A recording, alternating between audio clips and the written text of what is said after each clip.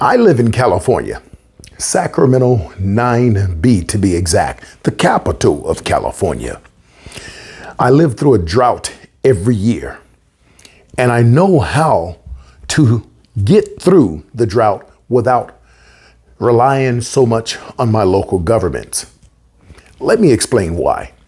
The water crisis is a serious issue, and we must seek to other means in order to make ourselves more sustainable and sufficient. What do I mean by that?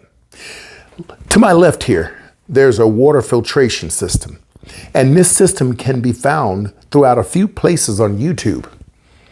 However, I'm coming to you in hopes that I can articulate this in a way that I can help every learning style out there and help you build this system for yourself.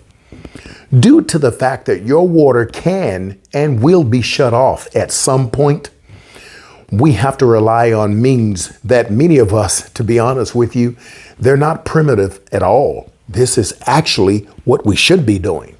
In fact, most of your local municipalities still use things such as activated charcoal in order to filter water.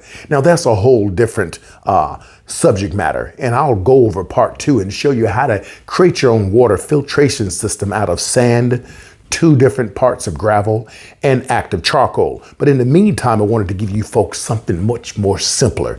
So let's get into this and let's go.